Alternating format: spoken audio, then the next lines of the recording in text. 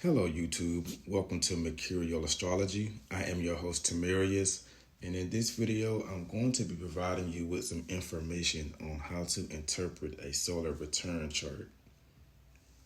A solar return chart is a great supplemental chart that can be utilized alongside transits, secondary progressions, and nodal charts when it comes to forecasting events in your life. A solar return chart shows annual trends of what will unfold for the year ahead.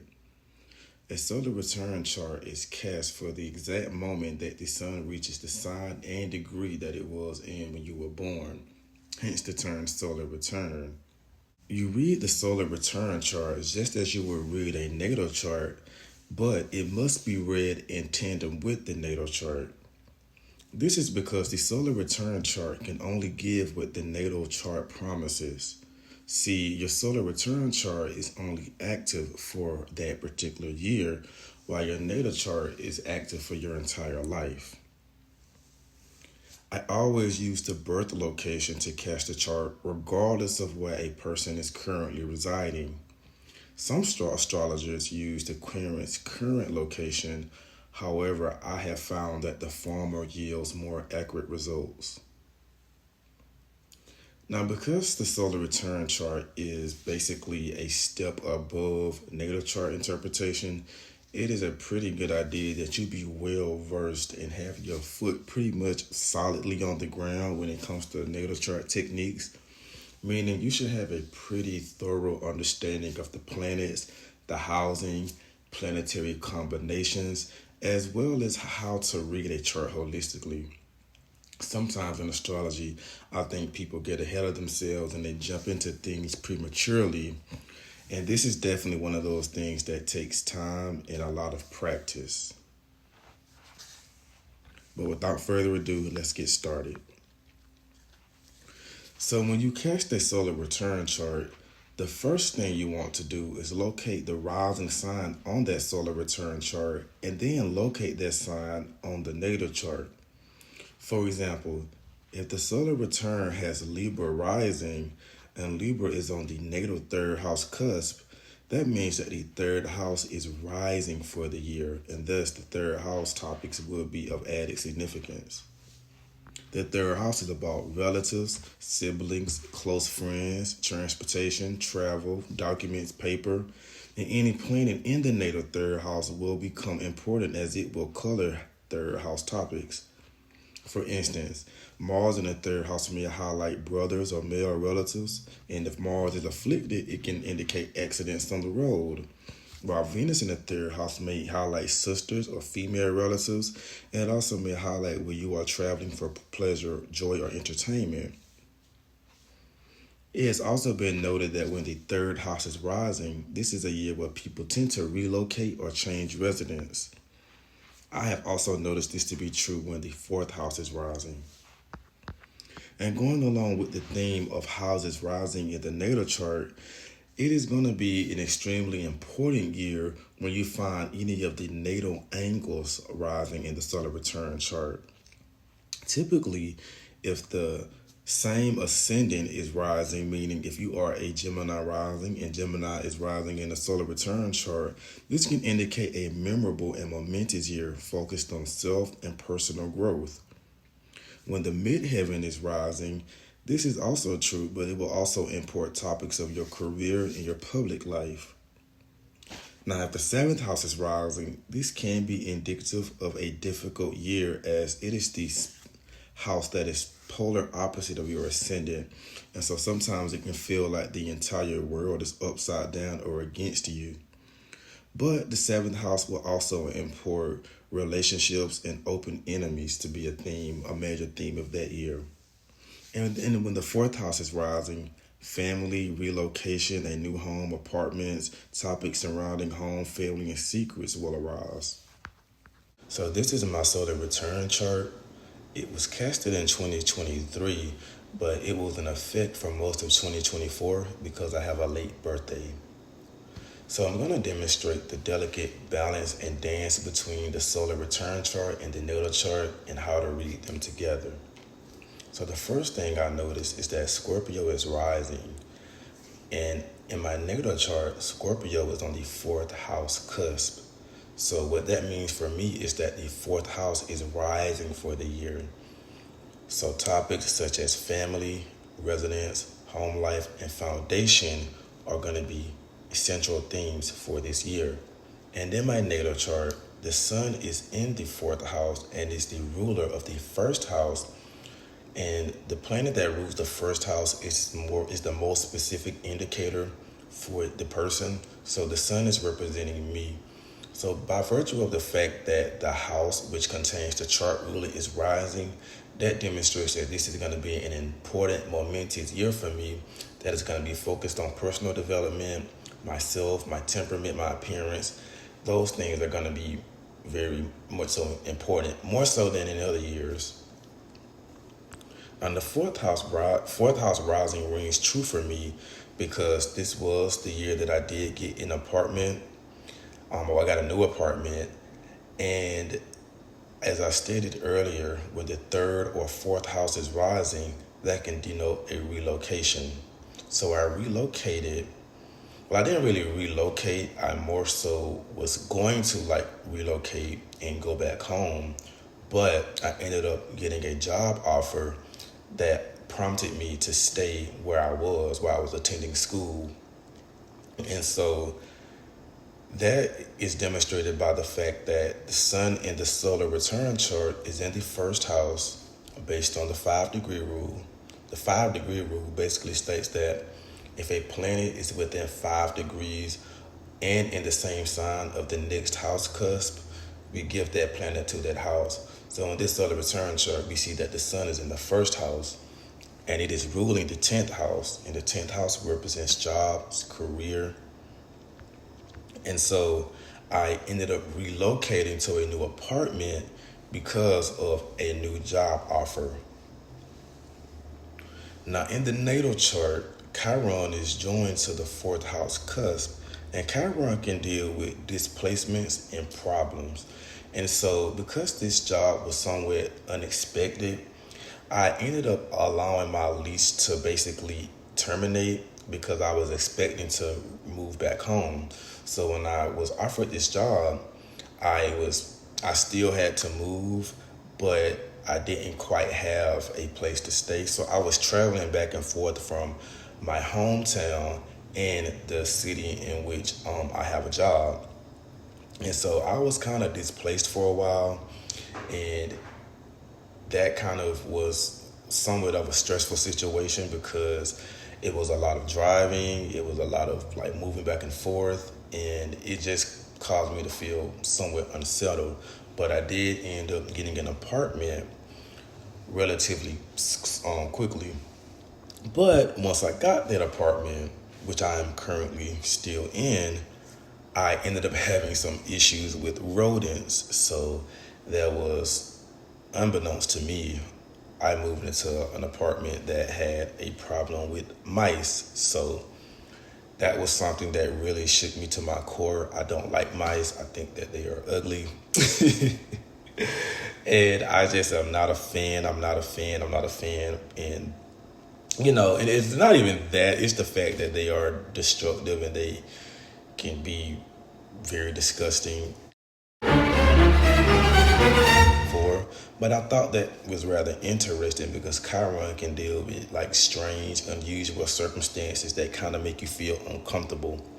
And Scorpio in general is known as a insect sign or a rodent sign. So Scorpio rules all kinds of rodents and insects and pets and anything that deals with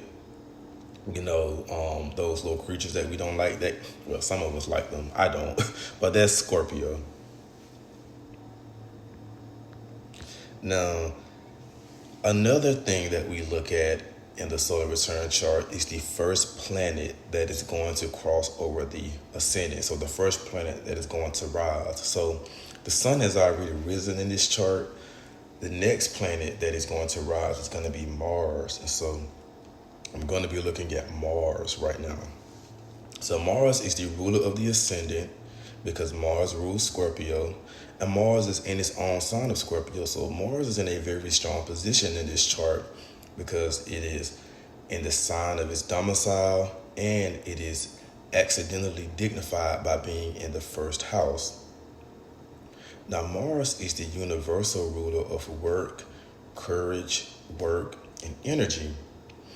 And because Mars is in the first house and is representing me, it's representing a year where I'm going to have a lot more personal control and a lot more autonomy over my life, which was definitely true. Mars is ruling the fifth and the sixth house. And one of the things that I really focused on this year was like working out. I mean, I've always worked out in the gym, but this was a year that I really got extremely focused and was very dedicated. And so with Mars ruling that fifth house of recreational activity, and Mars being the planet that represents pumping iron, lifting weights, all of that, that demonstrates that that was a serious, oh, no, I shouldn't say serious, but it demonstrates that that was a hobby of mine.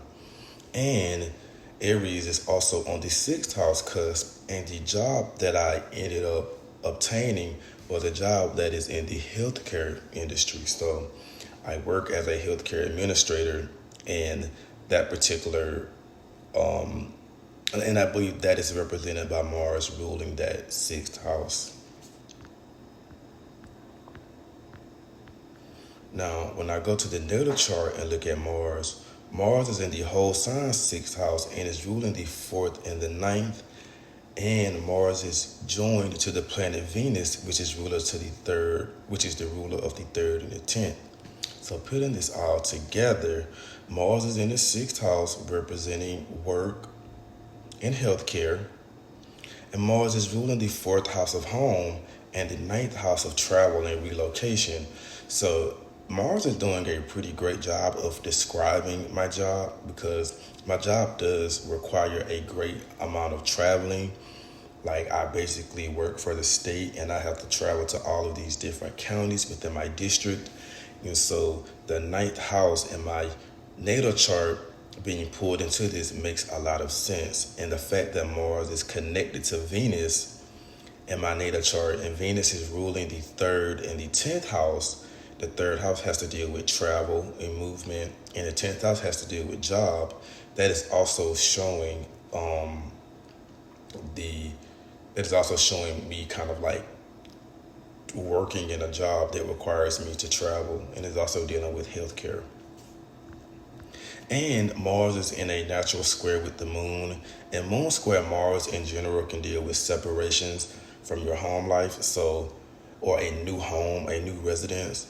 So in your solar return chart or any activated perfection, if you have a moon square Mars aspect, that may demonstrate where you may be severing ties with the one particular home or location and moving into something new. So I hope this is making sense, and I hope I'm not confusing anyone. I know it can get kind of complicated as we jumble back and forth, but that is sort of like the technique that I use in order to demonstrate how to effectively make prognostications about the year ahead.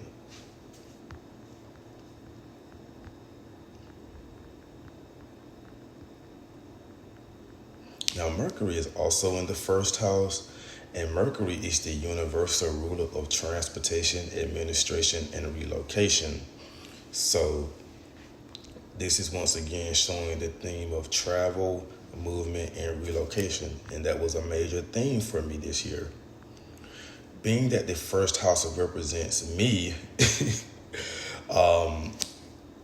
Mercury is representing me as well. So Mercury is the universal ruler of administrative work, administration, writing, documents, paper. That's all Mercury.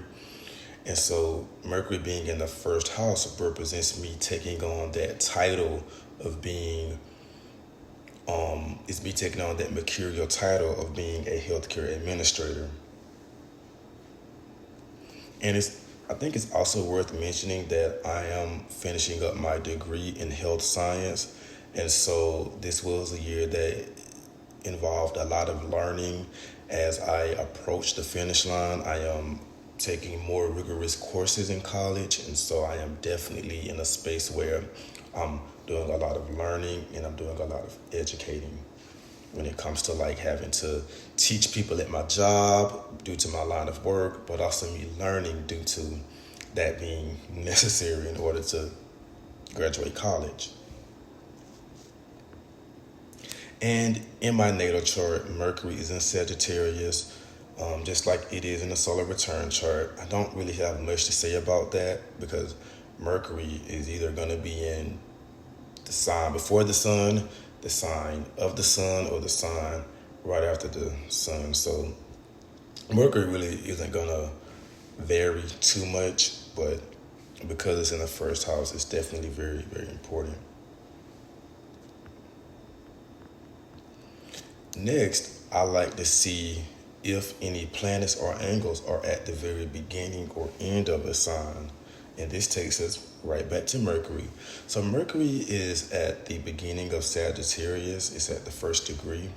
Or if you're looking at it from a super technical perspective, Mercury is in the second degree because technically the first degree would be 0. But for the sake of simplicity, Mercury is in the first degree of Sagittarius, which can represent me starting something new this year, whether that be a new education program, a new job, or just something new.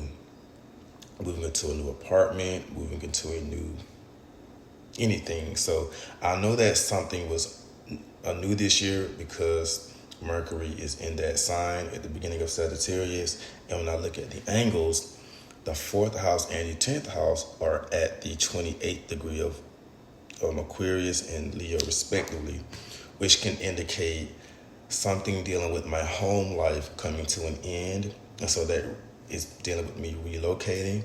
And as we can see, Saturn is ruling the 4th and it's in the 4th and is at the 0 degree of Pisces. And so that is representing me moving into a new apartment, me moving somewhere new.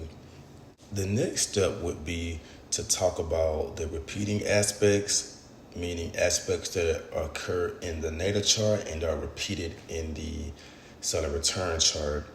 And so I'm not going to delve too much into that just for the sake of brevity. But what I will say is that one aspect that is repeating itself is Uranus in the 7th house. Typically, when Uranus is rising or setting in a solar return chart, it can represent a relationship coming to an end. So there was a few relationships that got severed this year, a few people I just don't talk to anymore. And that is definitely a thing that manifested. And the next thing I want to jump into is using the houses to represent a month. So the first house is going to represent like your birthday. So let's say your birthday is January 20th. Well, the first house is going to represent January 20th. The second house will be February 20th. The third house will be March 20th. The fourth house will be April 20th, and so on and so on. And you will look at the planets in the house and the ruler of that house to basically determine how that month is going to be. So right off the bat, one of the more beneficial planets in this chart is Venus in Libra in the 11th house. Now that does represent me joining an organization this year because that was something that I did with the job. But it could also represent where that month, which in this chart is going to be represented by September, can be a month filled with harmony, pleasure, and good times. And that was most certainly true. The next step would be to talk about the repeating aspects, meaning aspects that occur in the natal chart and are repeated in the solar return chart. And so I'm not going to delve too much into that just for the sake of brevity. But what I will say is that one aspect that is repeating itself is Uranus in the 7th house. Typically, when Uranus is rising or setting in a solar return chart, it can represent a relationship coming to an end. So there was a few relationships that got severed this year, a few people I just don't talk to anymore. And that is definitely a thing that manifested. And the next thing I want to jump into is using the houses to represent a month. So the first house is going to represent like your birthday. So let's say your birthday is January 20th. Well, the first house is going to represent January 20th. The second house will be February 20th. The third house will be March 20th. The fourth house will be April 20th, and so on and so on. And you will look at the planets in the house and the ruler of that house to basically determine how that month is going to be. So right off the bat, one of the more beneficial planets in this chart is Venus in Libra in the 11th house. Now that does represent me joining an organization this year because that was something that I did with the job. But it could also represent where that month, which in this chart is going to be represented by September, can be a month filled with harmony, pleasure, and good times. And that was most certainly true. And then from here, it is a good idea to just delve deep into the solar return chart and read it on its own. So if you want to look at the theme of money for this year, like what is the solar return destiny for money for 2024? Well, we see that Sagittarius is on the second house cusp, and Jupiter is ruling Sagittarius and is in the sixth house retrograde in Taurus. So first off, that isn't the best testimony for money because Jupiter is in a cadent house. It's in one of the houses that is regarded as bad fortune, and it is retrograde. None of those are really positive when it comes to a planet's position and what it is able to do for their house. So this gives the testimony that this could be a year where money is a source of stress, and there could be some financial obstacles, which was definitely true. And it could also show I earned money through working within the healthcare field because that falls under the category of the sixth house. Another point to look at when it comes to finances is the part of fortune. And so we see that the part of fortune is in the 12th house, and that also isn't the best testimony, as it can show that money can be a source of sorrow or money can be kind of tight. But we see that the moon is with the part of fortune, and so the moon is going to kind of denote where money waxes and wanes, it fluctuates, but it could also denote financial support from like the family or from women, or just financial support dealing with anything dealing with the moon. And so that was something that was also true, was I did receive like financial support from other people while I was going through the process of relocating and, figuring things out. And then let's say I wanted to look at what would be an obstacle this year, what's going to be difficult.